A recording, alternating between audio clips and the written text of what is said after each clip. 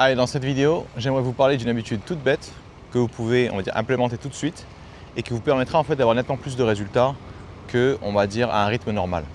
Qu'est-ce que je veux dire par un rythme normal? La majorité des gens normaux, c'est-à-dire les gens dans la norme, les gens qui, on va dire, n'ont pas d'objectif particulier, je ne sais quoi encore, comment est-ce qu'ils abordent leur journée?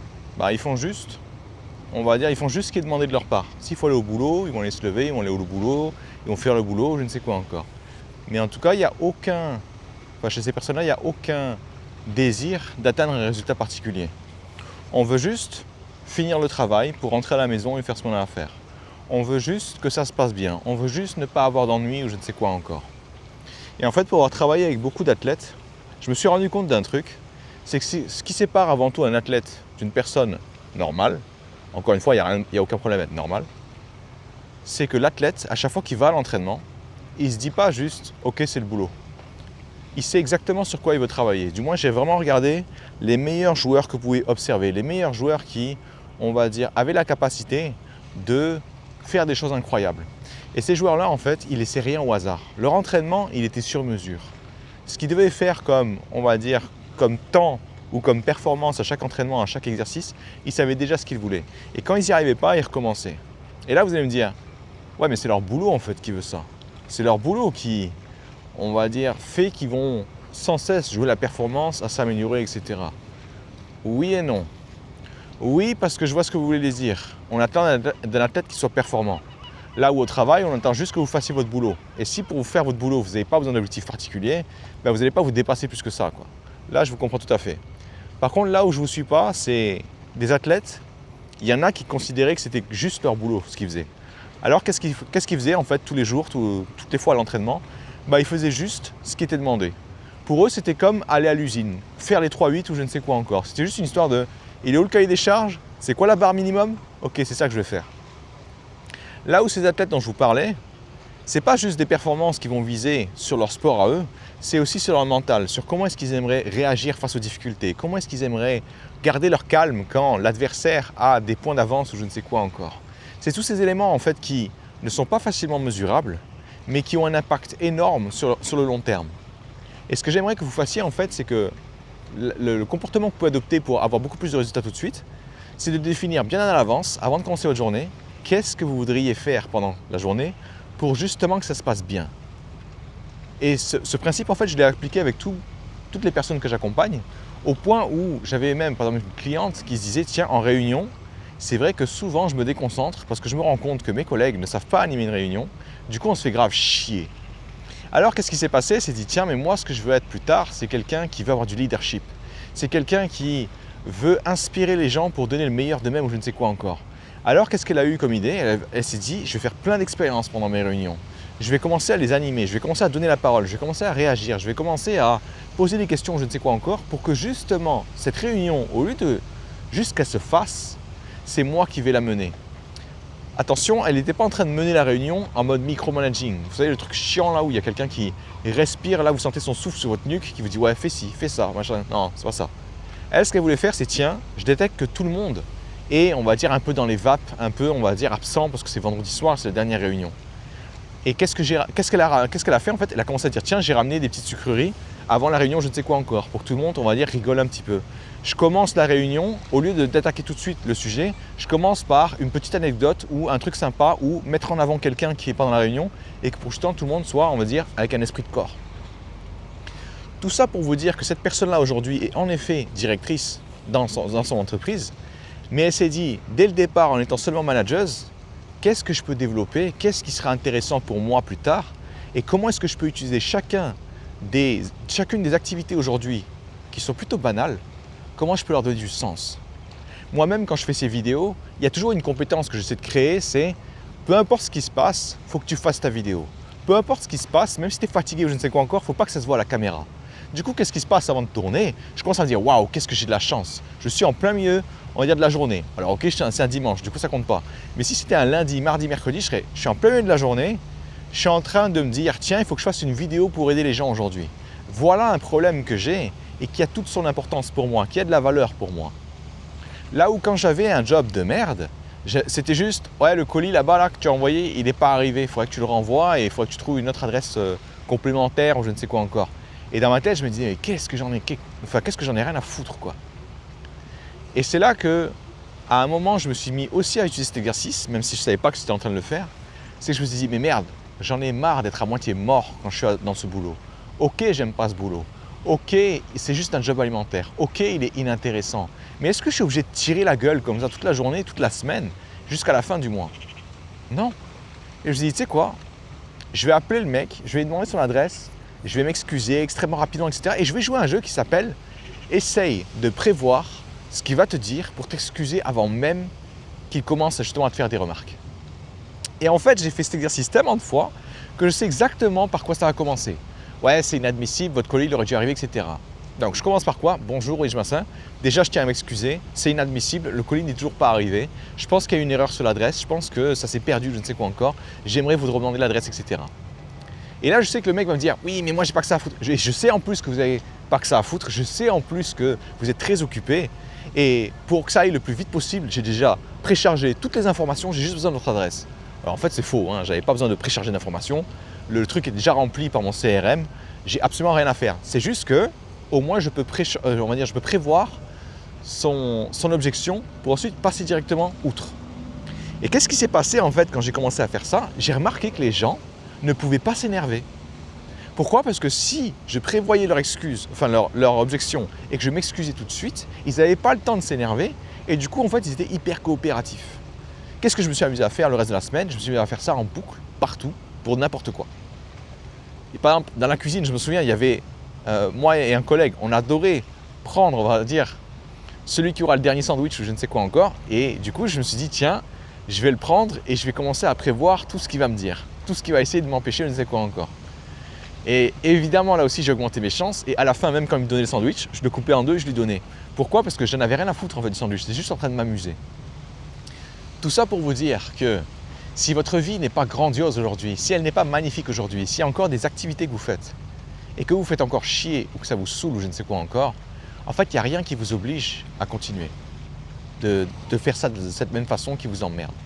Vous pouvez en fait vous inventer un exercice. De la même façon que ces athlètes de haut niveau, ils s'inventaient ces exercices parce qu'ils n'arrêtaient pas de se demander qui est-ce que je vais être plus tard? Quelles sont les caractéristiques que j'aurai plus tard? Comment est-ce qu'il faudrait que je m'entraîne dès aujourd'hui pour avoir ce que je veux? Donc ils s'inventaient des prétextes parce qu'ils se sont inventés aussi un objectif qui est « je veux faire plus que les autres ». Et je vais être honnête avec vous, je pensais que ces athlètes-là étaient bien mieux payés que les autres, mais ce n'était pas encore le cas. En fait, j'accompagnais des athlètes avant qu'ils deviennent des superstars, avant qu'ils deviennent ces personnes hyper reconnues qui gagnent 5-6 fois plus que leurs équipiers, je ne sais quoi encore. Ces mecs-là étaient payés pareil, ils étaient, on va dire, incendiés pareil par l'entraîneur, mais eux, ils voulaient juste donner plus, non pas pour l'entreprise, non pas pour l'équipe ou je ne sais quoi encore, mais avant tout pour eux-mêmes, pour être la personne qu'ils veulent être dans le futur. Donc l'exercice que j'ai en fait pour vous, c'est prenez n'importe quelle activité aujourd'hui que vous faites, que ce soit au travail, que ce soit à la maison, je ne sais quoi encore, peu importe. Demandez-vous si elle vous satisfait pleinement. Si ce n'est pas le cas, on va juste l'améliorer. Le but, ce n'est pas de la rendre parfaite. Vous ne voulez pas être sous cocaïne comme ça toute la journée en mode « Ah mon Dieu, la vie est belle », du moins pas tout de suite. On veut juste déjà l'améliorer. Commencez du coup par établir qu'est-ce qui fait que l'activité en question ne vous plaît pas. Qu'est-ce qui fait que vous n'êtes pas satisfait? Très souvent, on sera focalisé uniquement sur les emmerdes, sur, on va dire, le coût, le côté chiant de la tâche, et on oubliera les bénéfices. En entreprise, c'est facile d'oublier les bénéfices parce qu'en fait, il n'y en a pas. Dans le sens où je vais faire mon job, que je le fasse bien ou pas, la paye est la même. Je vais faire mon job, le seul élément qui va me pousser à bien le faire, c'est parce que moi, j'aime bien faire du travail, du bon travail ou je ne sais quoi encore. Mais je voudrais aller un peu plus loin. Je voudrais carrément que ça me permette de m'épanouir. Je voudrais carrément que ça me permette de me dire je suis content d'être là aujourd'hui, quitte à être là. Je suis content de ce que je fais et voilà comment je le fais justement pour que ça me permette de me sentir épanoui. Donc moi, par exemple, pour appeler un client et lui dire ok, je vais lui renvoyer son colis, je me suis amusé à prévoir en fait ses objections. Tout ça pour vous dire que vous pouvez inventer absolument n'importe quoi. Vous êtes en réunion, qu'est-ce qui vous empêche de dire tiens, je vais prendre des notes avec un nouveau système de prise de notes hyper rapide que j'ai vu précédemment. Ça, c'était un de mes clients. Alors je sais, son objectif n'a pas l'air, on va dire, transcendant. Vous n'êtes pas en train de vous dire « Oh mon Dieu, il faut absolument que je le fasse ». C'est normal, parce que c'était son objectif à lui. Il voulait être interprète. Et en fait, il y a un exercice qu'ils aiment bien faire, c'est savoir prendre des notes à la volée très rapidement. Pourquoi? Parce que parfois, ils n'auront pas on va dire, la capacité de traduire tout de suite, parce que le mec il est en train de finir sa phrase, mais il me disait, des fois je suis obligé de dire des choses pour les Allemands, et en fait les Allemands, le verbe il est à la fin. Et il y a des mecs, je te jure, ils adorent faire des phrases tellement longues que tu sais plus où t'en étais, et du coup tu as le verbe qu'à la fin. Et alors qu'est-ce qu'il faisait à ce moment-là? Il s'amusait à noter, mais il ne pouvait pas noter les mots en entier. Donc il avait inventé un système pour lui, bon, évidemment ce n'était pas le seul à l'avoir inventé, qui justement lui permettait d'aller hyper vite. Alors qu'est-ce qui s'est passé? Il s'est amusé à faire ça partout. Parce que c'était son jeu, c'était fun et qu'il voulait faire ça le plus vite possible. Qu'est-ce qui s'est passé? Il a commencé à trouver du plaisir dans tout ce qu'il faisait. Non pas parce que c'était demandé, non pas parce qu'en tant qu'interprète, il devrait savoir faire ça ou je ne sais quoi encore, mais parce qu'il s'est dit, j'ai pas que ça à foutre d'attendre d'avoir 1 an d'expérience pour commencer à le faire, j'ai envie de le faire le plus vite possible. Donc, identifiez du coup ce qui vous emmerde. Lui, ce qui l'emmerdait, c'était, putain, les mecs allemands là, c'est horrible là, avec leurs mots, leur verbe à la fin, c'est trop chiant. Ben, il s'est dit, tiens, je vais prendre un problème et je vais en faire un jeu. Et moi, c'est ce que j'aimerais que vous fassiez en fait après cette vidéo, c'est la même chose. Prenez l'activité que vous n'aimez pas. Prenez l'élément dans cette activité que vous n'aimez pas. Ça peut être l'activité tout entière. Et ensuite, demandez-vous, comment est-ce qu'il faudrait que je fasse ça? Comment est-ce qu'il faudrait que je la pratique, cette activité, pour en retirer des bénéfices pour moi? Pour savoir quels bénéfices vous allez viser, vous devez en fait vous projeter dans le futur et vous dire, ok, si je pouvais faire n'importe quoi dans le futur, ce serait quoi? Qui est-ce que je devrais être? Quelles sont les qualités que je devrais avoir? Quelles sont les compétences que je devrais avoir? Quel est le savoir-être que je devrais avoir, enfin, que je devrais adopter? Et justement, pour me permettre d'atteindre ces objectifs. Une fois que vous avez une idée, moi c'était, je veux aider le maximum de gens à réaliser leurs rêves. Je veux permettre aux gens de croire en eux-mêmes, même si personne ne croit en eux, même si personne, on va dire, ne les soutient. Je veux aider ces personnes-là pour qu'ils se donnent le courage d'essayer au moins, de se lancer. Parce que le but, ce n'est pas vraiment d'y arriver. Le but, c'est de se transformer en fait à chaque étape, à chaque essai. Qu'est-ce qui s'est passé quand j'ai commencé à voir tous ces gens qui se résignaient? Je me suis dit, tiens, comment est-ce que je peux faire pour être la meilleure version de moi possible? La seule façon pour moi d'inspirer les gens, c'est de leur montrer que c'est possible. Donc, qu'est-ce qui s'est passé? C'était à peine 2 ans après ma tentative de suicide, où j'étais vraiment à plat. Elle me dit, il est hors de question maintenant que je passe une seule journée où je me dis, elle a servi à rien, ou elle était horrible, ou je ne sais quoi encore. Je veux aimer toutes mes journées. Et l'exercice dont je vous parle aujourd'hui, c'est justement cet exercice-là qui me permet de, on va dire, remodeler la réalité pour me permettre d'avoir ce que je veux quoi qu'il arrive. Peu importe le job de merde, peu importe l'activité de merde, je vais avoir ma journée, je vais la gagner. Donc, j'imagine qui je vais être dans le futur, j'imagine les qualités que je vais avoir, j'imagine les caractéristiques, les savoir-être, les savoir-faire, les je ne sais quoi encore. Et je me demande comment est-ce que je pourrais développer quelques-unes de ces qualités dans les activités que je fais aujourd'hui.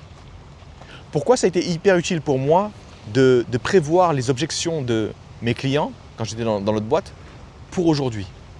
Qu'est-ce qui se passe quand je vais accompagner quelqu'un qui n'a pas confiance en lui, qui a peur, comme pas possible, de se lancer dans ses projets?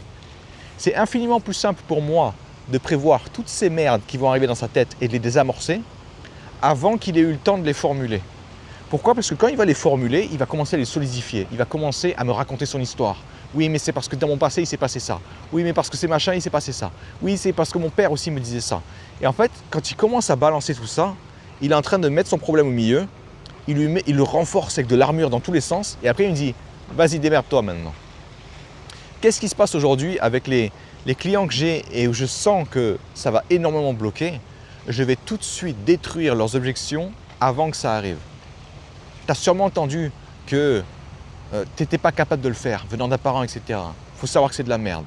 Tu as sûrement entendu quelque part que ton passé définit ton avenir. Ça aussi, c'est de la merde. Et le mec n'a même pas le temps d'y penser. Je suis déjà en train de démolir les armures qu'il va essayer de mettre en place. Donc, qu'est-ce qui va se passer en fait automatiquement? C'est que ça va être nettement plus simple pour moi d'avancer. Mieux que ça encore, lui aura l'impression de se libérer enfin de toutes ces merdes qui se racontent toute la journée et de se dire, mais en fait, j'en ai rien à péter, quoi. Je peux inventer de nouvelles règles, je peux suivre de nouvelles règles. Rien ne m'empêche, on va dire, de me libérer de mon passé. Donc, voyez en fait comment, on va dire, si chaque jour que vous passez, a priori qui est gâché, quand vous êtes quelqu'un de normal, vous faites juste ce qu'on vous demande, quoi. Encore une fois, normal, ça veut juste être une personne dans la norme. Quelqu'un qui n'a pas, on va dire, des objectifs extraordinaires ou qui ne fait pas des choses extravagantes ou je ne sais quoi encore. Mais si vous êtes ambitieux dans le sens où vous voulez vivre une vie qui est la vôtre plus tard, faire ce que vous aimez plus tard, vous devez préparer ça dès aujourd'hui. Pourquoi? Parce que la méthode normale pour réaliser ses rêves, c'est de prier le Seigneur que la boîte dans laquelle vous êtes vous permettra d'évoluer. vous paiera vos formations, vous permettra de vous lancer dans vos propres projets ou je ne sais quoi encore. Et on ne va pas se mentir, la majorité des boîtes aujourd'hui, elles ont déjà tellement du mal à tourner qu'en plus, si vous leur demandez de tracer votre avenir pour vous, je ne sais quoi encore, ils vont vous dire d'aller vous faire foutre. Donc, au lieu de se résigner dans cette réalité et de se laisser faire, moi, ce que je vous préconise justement, c'est de commencer à créer vos propres exercices, à travailler d'une façon différente pour vous permettre de développer toutes les capacités, toutes les compétences dont vous avez besoin pour réaliser vos rêves. Donc, comment on fait ça encore une fois? On pense à son futur, on pense aux caractéristiques qu'on veut avoir. On prend n'importe quelle activité, une activité qui ne nous satisfait pas. On ne se dit pas juste, on va la rendre parfaite, c'est pas possible, on va juste l'améliorer. Et évidemment, tous les jours, vous vous améliorez à améliorer le processus, etc., jusqu'à atteindre une activité parfaite. Mais pour l'instant, on va juste faire un pas en avant. Et si tous les jours, vous faites un pas en avant, vous vous doutez bien que vous allez de plus en plus vite. Donc, vous prenez l'activité, vous dites, tiens, qu'est-ce que j'aime pas dans cette activité? Et comment est-ce que cette activité-là, je peux la transformer en quelque chose de bénéfique? Et pour transformer une merde en quelque chose d'incroyable pour votre futur, tout ce que vous avez à faire, c'est vous projeter dans le futur. Toutes les difficultés que vous avez aujourd'hui sont les opportunités de demain. Si aujourd'hui, on va dire, j'ai la capacité de permettre à des gens de se lancer, d'être inspirés, de enfin arrêter de se raconter des bobards pour ne pas se lancer, c'est parce que dans mon passé, j'avais des clients qui avaient l'impression que leurs problèmes étaient plus terribles que tout. Ils avaient l'impression que parce que le colis n'était pas arrivé, ça y est, c'était la fin du monde et qu'ils devaient me faire un speech pendant 45 minutes en pensant que le colis allait aller plus vite s'ils me criaient dessus. Qu'est-ce qui s'est passé? J'ai pris cette merde qu'il y avait dans mon présent et je me suis dit non, je vais en faire une opportunité. Je vais développer des compétences par-dessus. Donc, la solution à votre problème ne sera jamais autre chose que le problème. Ou, dit plus clairement, le problème que vous avez face à vous est la solution. C'est ce problème en fait qui va vous permettre de développer l'activité, de développer la compétence, le savoir-être qui va être nécessaire pour vous, qui va être, on va dire, nécessaire pour votre réussite dans votre projet. Donc ça, c'est le dernier point. Et enfin, dernier point, enfin non, ça c'est l'avant-dernier point, pardon. Dernier point, c'est qu'une fois que vous avez, on va dire, fait un plan sur comment est-ce que vous devriez faire l'activité en question, la règle d'or, c'est je ne peux plus revenir en arrière. Pourquoi? Parce que si vous faites une activité, que vous vous inventez un nouvel exercice et que vous le faites qu'une fois sur 3, il ne va rien se passer. Vous aurez l'impression en fait de perdre votre temps. Nous, ce qu'on veut en fait, c'est vraiment que vous fassiez un 180. Avant, je faisais ça comme ça ne m'apportait aucun plaisir. Maintenant, je ne veux plus jamais le faire comme ça et je veux tout le temps le faire de ma façon. Qu'est-ce qui va se passer automatiquement? Vous allez commencer à associer que cette activité-là, parce qu'elle vous apporte maintenant tout le temps de la satisfaction, votre cerveau va faire « Ok, cette activité, maintenant, on l'aime bien ». Et quand vous allez commencer à aimer ce que vous faites, vous serez plus créatif. Et quand vous serez plus créatif, vous pourrez améliorer encore plus le processus. Vous pourrez vous créer encore plus de bénéfices à partir de rien. Et c'est ça en fait aussi être ambitieux, c'est avoir la capacité d'avoir ce que vous voulez, peu importe ce qu'on vous donne. Peu importe en fait votre situation de départ ou je ne sais quoi encore. Donc, dernier point encore une fois, enfin là maintenant ça va être le dernier point, une fois que vous avez réussi à faire ça, et à chaque fois que vous allez réussir à le faire de la bonne façon, de la nouvelle façon dont vous avez décidé, je veux que vous vous récompensiez. Alors se récompenser, ça ne veut pas dire forcément aller au resto à chaque fois, sinon vous allez plus avoir une thune. Ça ne veut pas dire acheter un gâteau non plus, sinon vous allez devenir énorme. Non, ça veut juste se dire, quand je fais le truc et que j'ai réussi à le faire comme je voulais, au lieu de juste me dire, allez au suivant, et de rien ressentir, c'est, waouh, là je suis content de moi. Je suis content de moi parce que cette activité que je faisais, j'avais tout le temps l'habitude de la faire d'une certaine façon et ça me faisait juste trop chier. Là, en fait, ce qui vient de se passer, je n'ai pas juste fait l'activité différemment, j'ai littéralement pris en main ma vie. J'ai littéralement pris en main comment je voulais vivre ma vie pour avoir ce que je voulais. Et ça, c'est une qualité qu'on retrouve chez toutes les personnes qui justement ont de l'ambition et qui veulent vivre la vie dont ils rêvent. Allez, avant de couper cette vidéo, petit instant publicité. Tous les dimanches soirs de 21h à 22h, mercredi soir de 21h à 22h et vendredi soir de 21h à 22h, je suis en live sur YouTube. Si jamais vous avez une question à me poser, si jamais vous souhaitez, on va dire, m'accompagner quand j'explique aux gens comment est-ce que j'aborde ma semaine, comment est-ce que je définis mes objectifs, comment est-ce que je me coach moi-même ou je ne sais quoi encore, n'hésitez pas à passer, n'hésitez pas à envoyer un message si vous voulez me dire coucou, ça me fera très plaisir. Allez, bonne journée à vous et amusez-vous bien.